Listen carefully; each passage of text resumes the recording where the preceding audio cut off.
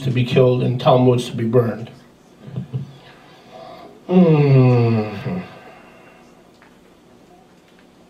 So, in the West, there were constant books of the 22 in the Peshitta that were being challenged as authentic. They were said not to be authentic. Revelation, for example, took the longest to be accepted, and its inclusion continued to be challenged even in the Roman Catholic Church by strident minorities up until the 9th century. The book of Revelation was not part of Scripture even in the West. All the books we currently have in our renewed covenant canon are divinely inspired, but some have an easier path to proving themselves than others. It can easily be demonstrated that ancient variances in the content and order of our current canon is the rule rather than the exception. It can be easily demonstrated ancient variances and content of our current canon is the rule. In other words, everything was all messed up in the West. Some had it, some didn't. Some did have that one, didn't have that one. Some did have those two, didn't have those. Every community had a different set of rules. Every community had a different set of standards. You with me, Darryl? Oh, yeah. Now, these are a lot of facts, but in the end, you will understand what's going on here. Can I hear a good amen? Amen. Eastern tradition versus Western tradition.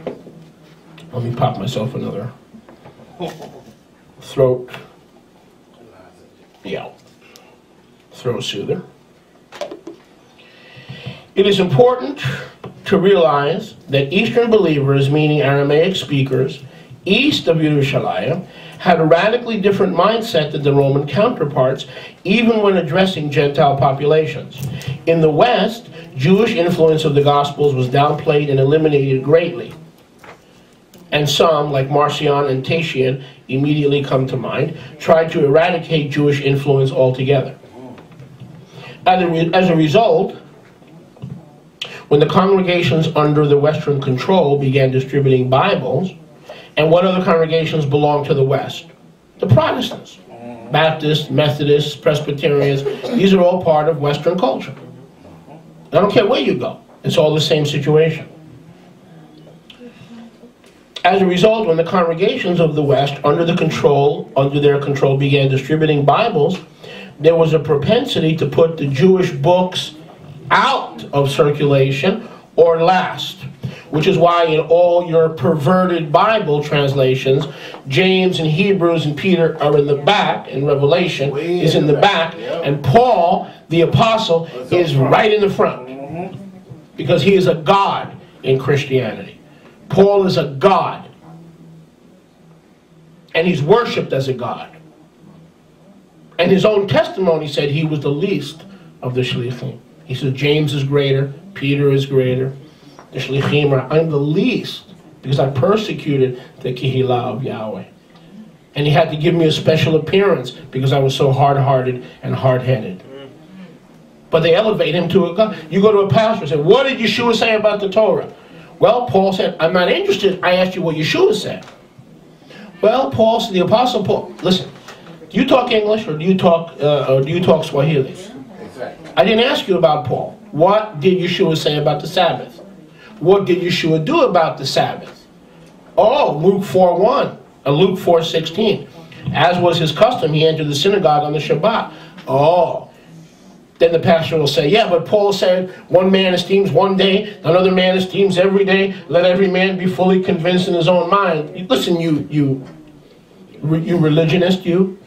I did not ask you what Paul said. I asked you what Yeshua said and did. But they'll never give you a direct answer. They'll always take you to Paul. In other words, Paul came to complete Jesus' teaching. Jesus didn't know how to complete it. And Jesus allegedly didn't know how to make it clear, right. So he had to send Paul so everything would be cleared up. Yeah, whatever. Stupid, ignorant religionists. Did Rav Shaul confirm Yeshua? Yes. But he didn't have to explain Yeshua. That is blasphemy. What Rav Shaul did is explain conduct in the local assembly. how one should behave, how one should not behave. He explained the proper conduct in the local assembly, but he was never a greater Torah teacher than Yeshua himself. And he did not need to clarify Yeshua's teachings. Yahweh forbid. So what did the Western Church do? What do? They put the Jewish books in the back. The obvious exception to this rule was Matthew's Gospel, which was written for a Jewish audience. But that couldn't be helped. You know why they put Matthew in the front? Because every other book and every other tradition that they had came from the book of Matthew. Matthew was the first gospel written in Aramaic and Hebrew. So they couldn't put Matthew in the back as much as they would have liked to, because every other book in the Brit Hadashah came from Matthew. You follow me? Yep. So they kept Matthew in the front. Can I hear a good amen? Amen. These groups were more successful in convincing a majority in the West to accept the canon, where Rav Shaul's epistles come immediately after the book of Acts, putting the Jewish James and the Jewish John back at the very end. Go to the back of the bus, just like they did in the days of the Montgomery busing and segregation and Jim Crow. Oh, you Jewish believers, James and John, you just go to the back of the bus and we'll get to you if we ever try to understand you. But we're so busy studying Paul that we may never get to you. It was as if these men were thinking that immediately after Acts, the Jewish contingent and the original Hebraic influence of the faith became secondary to the Gentiles, and we know that didn't come till much later. However, in the East, the Semitic influence was much stronger. So they put general epistles first and Rav Shaul's letters last. You ever read the Restoration Scriptures? Oh, you'll find Rav Shaul's letters. You'll find them. You know where you'll find them? Right where they belong. After the Torah epistles. Right in the back. Can I hear a good amen? This is also properly reasoned because Rav Shaul admitted he was just a ringleader. So the Aramaic puts him in the back. Because Rav Shaul admitted he was just a ringleader, an important but lower echelon organizer, community organizer. And certainly nothing compared to Peter and James, whom he referred to in Galatians 1:19 as pillars of the Emunah. Elsewhere, Rav Shaul says he was the least of the apostles, and should not be an apostle because he persecuted the believers. He even goes so far as to lament that Yeshua appeared in resurrected form to him last because of his unbelieving status. The final proof of this idea is that in Acts, Peter's speech is presented word for word, while Rav Shaul's is only summarized. Did we talk about that last week? Acts 15, remember we read that last week? Acts 15? Oh, yeah.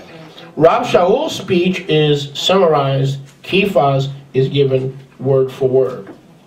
Further, the fact that Rav Shaul is carrying letters by others, recommendations, is definite proof of him being a servant and not some kind of a deity.